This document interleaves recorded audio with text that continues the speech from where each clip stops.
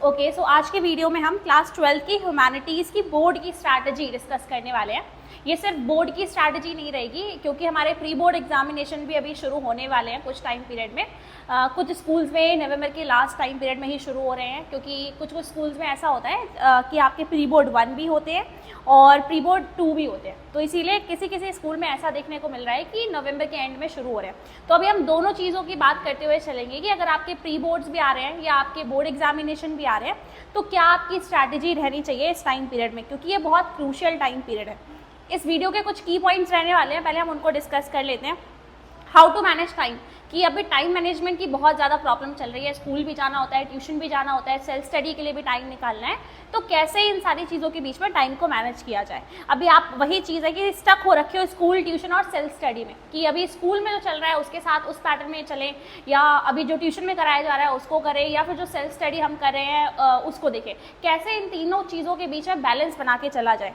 How to make effective notes, कि effective notes कैसे बनाए जाए, क्योंकि आपको पता है ह्यूमैनिटीज़ में अगर आपके नोट्स अच्छे बने हुए हैं तो रिवीजन में आपका जो 90% टाइम है वो सेव हो जाता है, और जो आपका आउटपुट है, जो आपके मार्क्स हैं, वो बहुत ज़्यादा अच्छी तरीके से आपको देखने को मिलते हैं।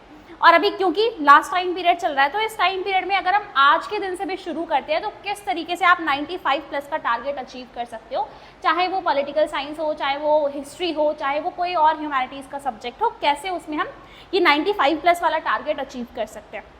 और अभी टाइम भी कम है, तो जो सिलेबस है उसको भी कंप्लीट करना है। तो किस तरीके से हमारी स्ट्रैटेजी रहेगी हम टाइमली अपने सिलेबस को भी कंप्लीट कर पाएँ। ठीक है, अब फर्स्ट जो हमारा की पॉइंट था कि हाउ टू मैनेज टाइम, क्योंकि टाइम टेबल अब क्या करते हैं, होता क्या है, हम टाइम टेबल बना लेते हैं, रोज़ की रोज़ एक टाइम टेबल बनाते हैं, या फिर वीकली बनाते हैं या मंथली बनाते हैं, है ना।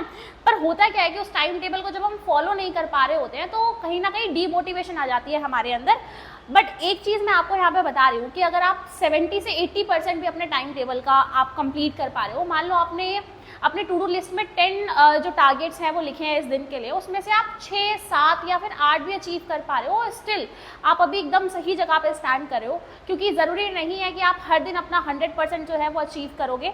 तो इसीलिए अगर आप 70 से 80% भी यहाँ पे टाइमली अपने जो टाइम टेबल है आपका उसको फॉलो कर रहे हो, तो इसका मतलब आप सही तरीके से चल रहे हो, और ये जो टाइम टेबल है अभी भी इफेक्टिव है। मुझे भी मतलब ये चीज़ मैंने कई बार ऑब्जर्व करी है कि हम क्या करते हैं, बहुत सारे रोज़ रोज़ टाइम टेबल चेंज करते रहते हैं कि शायद अब ये वाला टाइम टेबल हम फॉलो कर पाएंगे एक्यूरेटली। कोई बात नहीं, आप टाइम टेबल चेंज करना चाहो आप कर सकते हो, बट आपको एक चीज़ बस ध्यान में रखनी है कि आपको उसका हर दिन के टाइम टेबल का 70 to 80% टारगेट अचीव करना ही करना है। Avoid social media as much as possible. इस टाइम पीरियड में सोशल मीडिया से जितना ज़्यादा दूर रहोगे उतना ज़्यादा एंड रिजल्ट्स बेटर मिलेंगे।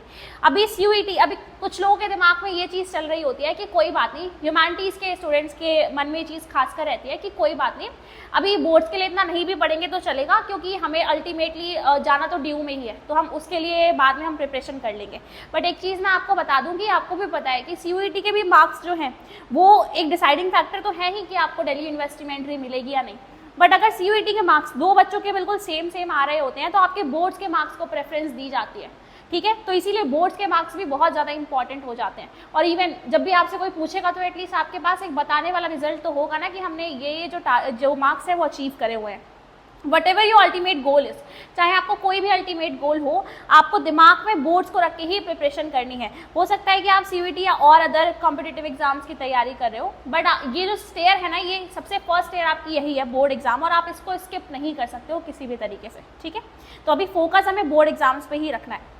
अभी स्टक हो रखे हो, दूसरा पॉइंट अगर हम देखें तो स्कूल के बीच में, ट्यूशन के बीच में या सेल्फ स्टडी के बीच में, यहाँ पे हम दोनों बच्चों की बात करेंगे कि कुछ स्टूडेंट्स अभी ऐसे हैं जो सिर्फ और सिर्फ स्कूल जा रहे हैं और सेल्फ स्टडी कर रहे हैं, और कुछ स्टूडेंट्स ऐसे हैं जो ट्यूशन भी जा रहे हैं कहीं ना कहीं, या फिर जो सोच रहे हैं कि हमें कहीं ज्वाइन करना चाहिए। ठीक है, तो इसके बारे में देखते हैं। अब इस चीज़ में हम स्टक रहते हैं कि स्कूल में अलग चैप्टर चल रहा है, ट्यूशन में डिफरेंट चैप्टर चल रहा है, एंड सेल्फ स्टडी जो है वो हम अलग ही तरीके से कर रहे हैं। तो इन तीनों चीज़ों को बैलेंस कैसे करके चला जाए। अब इस टाइम पीरियड में इस सिचुएशन में क्या करें, तो पहली चीज़ उन स्टूडेंट्स के लिए कि अगर कोई बच्चा ऐसा है जो ट्यूशन भी पढ़ रहा है, तो आपको एक चीज़ अपने दिमाग में रखनी होगी कि जो भी आपकी सेल्फ स्टडी है वो थोड़ी बहुत तो एटलीस्ट अलाइन करे आपकी ट्यूशन क्लासेस से। जो भी आपको ट्यूशन में चैप्टर पढ़ाया जा रहा है वो चीज़ अलाइन करनी चाहिए आपकी जो सेल्फ स्टडी चल रही है उससे। ठीक है, अदरवाइज तीनों चीज़ों को अलग अलग तरीके से मैनेज करना बहुत डिफिकल्ट हो जाएगा। ठीक है, और अगर ऐसा है कि आपकी ये जो चीज़ें हैं वो अलाइन नहीं कर पा रही हैं, ठीक है, तो सेल्फ स्टडी में भी आपको फोकस करना है इस टाइम पीरियड में ज़्यादा। और जो बच्चे ऐसे हैं जो कहीं पे भी क्लासेस नहीं ले रहे हैं, सेल्फ स्टडी कर रहे हैं, उनकी बात कर लेते हैं कि आपको क्या करना है। अभी आपको चैप्टर को पढ़ना है, ठीक है, ज़्यादा टाइम है नहीं हमारे पास, नोट से पढ़ना है। और नोट्स जो हैं वो कैसे अच्छी तरीके से बनाएंगे हम, उसको अभी हम आगे देखते हैं। और MCQ एजर्शन रीजन वाले क्वेश्चंस या कार्टून बेस्ड जो पॉलिटिकल साइंस में आते हैं या मैप हो गए हमारे, इन सारी चीज़ों को क्लियर कट करते हुए हर चैप्टर के चलना है। उसके बाद जो भी उस चैप्टर के इंपॉर्टेंट क्वेश्चंस हैं उनको एक बार प्रैक्टिस करके ज़रूर देखना है, ठीक है। अब थर्ड पॉइंट पे मूव करते हैं, how to make effective notes, कि नोट्स हमारे इफेक्टिव कैसे हो सकते हैं। या तो आप अपने नोट्स को हैंड रिटन बनाओ खुद अपने हाथ से, और ये जो नोट्स हैं आपके जो हाथ से आप बना रहे हो अपने, ये NCERT से ही बने हुए होने चाहिए। कि जब भी ह्यूमैनिटीज़ की बात करी जाती है तो हमें पता है NCERT बहुत क्रूशियल रोल प्ले करती है उसमें, तो इसीलिए हमारे जो नोट्स हैं वो NCERT से ही बने हुए होने चाहिए। और या फिर आप हमारे जो खुद के हैंड रिटन नोट्स हैं, जो KDC की जो क्लासेस वाले नोट्स रहते हैं, वो भी आप परचेज़ कर सकते हो ऑनलाइन। और मैं आपको एक बारी इसका ये जो नोट्स हैं हमारे वो दिखा देती हूँ एक बारी, जिससे आपको एक आइडिया मिल जाए कि किस तरीके के नोट्स हैं। ये पूरे के पूरे जो नोट्स हैं ये बनाए गए हैं NCERT से, और इनको इस तरीके से बनाया गया है कि आपको रिवीजन करने में मज़ा आएगा और आपको लगेगा कि चलो ठीक है हम बोर नहीं हो रहे हैं एटलीस्ट, है ना। तो ये इस तरीके से ये जो नोट्स हैं ये बनाए गए हैं, चैप्टर 4 के नोट्स हैं ये बुक 2 के हमारे, ये आप देख सकते हैं। इसमें एलिमेंट्स ऐड करे गए हैं, अलग अलग कार्टून्स वगैरह को ऐड किया गया है, जिससे कि आप बिल्कुल भी बोर ना हो। ये जो सारे नोट्स हैं, जैसे पंचशील एग्रीमेंट के बारे में बताया है या जो भी इशू है ना, वो सारी चीज़ों को ज़्यादा से ज़्यादा पिक्चर के फॉर्म में समझाने की कोशिश करी गई है, ताकि चीज़ें क्लियर होती जाए। साथ के साथ ये सारे नोट्स हैं जो हम अपनी क्लास में जो स्टूडेंट्स रहते हैं उनको प्रोवाइड करते हैं। तो अगर आपको भी ये नोट्स का PDF चाहिए तो आप हमसे मांग सकते हैं, ठीक है। ये सारे इस तरीके से जो नोट्स हैं वो बनाए जाते हैं। अब आगे हम देखते हैं ज़रा, जहाँ हम अपनी स्ट्रैटेजी पे थे वहाँ वापस चलते हैं। तो हमने नोट्स देख लिए, और अगर आपको इतनी मेहनत नहीं करनी है क्योंकि अभी टाइम बहुत कम है हमारे पास, तो आप सबसे बेस्ट ऑप्शन यही रहेगा कि हमारे जो हैंड रिटन नोट्स हैं आप उनको ले सकते हैं। How to achieve 95+ target by starting today, अगर आज के दिन आप स्टार्ट करते हो तो कैसे आप 95+ का टारगेट अचीव करोगे। क्योंकि अभी आपके लिए ये समझना बहुत ज़्यादा इंपॉर्टेंट है कि ये एक ऐसी सिचुएशन है जो कि जिसको हम बोलते हैं ना डू और डाई सिचुएशन है ये आपके लिए इस टाइम पीरियड में। तो इसीलिए आपको बहुत फोकस्ड रहना पड़ेगा। इनर मोटिवेशन आपके अंदर होनी चाहिए। अगर आप सच में स्कोर करना चाह रहे हो अच्छा, तो इनर मोटिवेशन बहुत ज़रूरी है। अदरवाइज क्या करोगे, 2 दिन पढ़ लिया, फिर तीसरे दिन छोड़ दिया, 4 दिन छोड़ दिया, 5 दिन छोड़ दिया, फिर पढ़ने बैठ गए, ठीक है। तो इनर मोटिवेशन जो है वो कंसिस्टेंसी आपके अंदर लेकर आएगी, जिससे कि आप रोज पढ़ पा रहे होगे, ठीक है। या तो कम से कम यूज़ करो सोशल मीडिया का, अदरवाइज कोई भी सोशल मीडिया का भी इस टाइम पीरियड में यूज़ मत करो। ये बहुत इंपॉर्टेंट टाइम है। ज़्यादा से ज़्यादा जितना कोशिश हो सके जो फैमिली फंक्शंस हैं या फिर जो वेडिंग्स हैं उनको अभी अवॉइड करने की कोशिश करो इस टाइम में, ठीक है। हाउ टू कंप्लीट सिलेबस को किस तरीके से कंप्लीट कर सकते हैं, क्योंकि टाइम बहुत कम है, कैसे किया जाएगा। बहुत कम टाइम लेफ्ट है इस टाइम पीरियड में, आपको स्मार्ट वर्क करने की ज़रूरत है, हार्ड वर्क के पीछे मत दौड़ना। अगर एक एक चैप्टर को NCERT से रीड करते हुए चलोगे तो बहुत इम्पॉसिबल हो जाएगा अभी आपके लिए सारी चीज़ों को एक साथ कवर कर पाना, ठीक है। तो इसीलिए नोट्स जो आपने बनाए हैं वो अभी आपको हेल्प करेंगे इस टाइम पीरियड में। दूसरा ऑप्शन नोट्स के लिए मैंने आपको बता ही दिया है। रिवाइज प्रीवियस चैप्टर्स, जो पहले के चैप्टर्स आपने करे हुए हैं उनको भी रिवाइज करना है, बट एक परफेक्ट टाइम पे रिवाइज करना है। जैसे आज आपने कोई चैप्टर पढ़ लिया तो उसको आप नेक्स्ट वीक में रिवाइज कर रहे हो, फिर उसके बाद 2 हफ्ते बाद रिवाइज कर रहे हो, ठीक है। तो एक परफेक्ट टाइम के बाद रिवाइज करना है। इंपॉर्टेंट क्वेश्चन आंसर्स जो भी उस चैप्टर के हैं उनको कंप्लीट करते हुए चलना है। और मोस्ट इंपॉर्टेंट जो ह्यूमैनिटीज़ के लिए काम आती है वो है answer writing.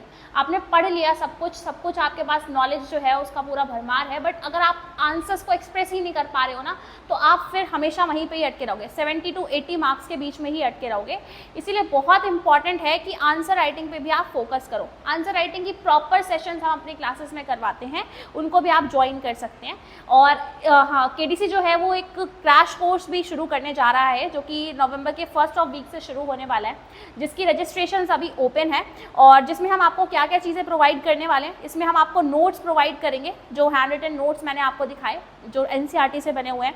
Answer writing sessions आपको यहाँ पे क्लास में बिठाल के कराई जाएंगी और तरीका बताया जाएगा कि आंसर्स को लिखने का तरीका होता क्या है, जैसे आप सच में मैक्सिमम जो आउटपुट है वो अचीव कर सको।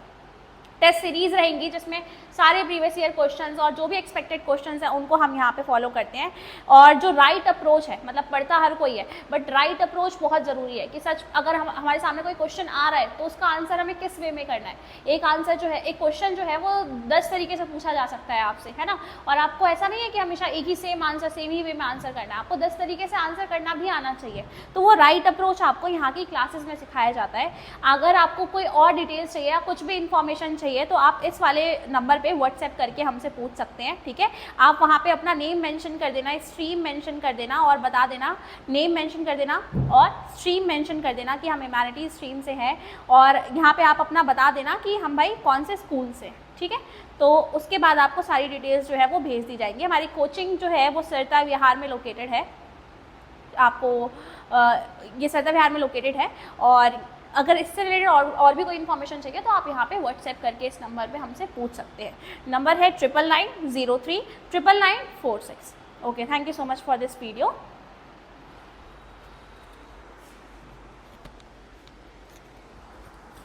अच्छा, एक बात और ऐड करनी थी मुझे इस चीज़ में कि अभी जैसे ये क्रैश कोर्स जो है वो तो शुरू होने जा ही रहा है, और भी अभी रिवीजन सीरीज़ जो है हर एक चैप्टर की पॉल साइंस की बेसिकली वहाँ से स्टार्ट करने वाले हैं हम, और एक शॉर्ट जो रिवीजन वीडियोस हैं वो लेकर आने की कोशिश करेंगे, जिससे जो बच्चे नहीं भी पहुँच सकते हैं हमारे पास में, सरदार विहार के आसपास नहीं आ सकते हैं, तो उनकी थोड़ी बहुत हेल्प हो जाए उससे।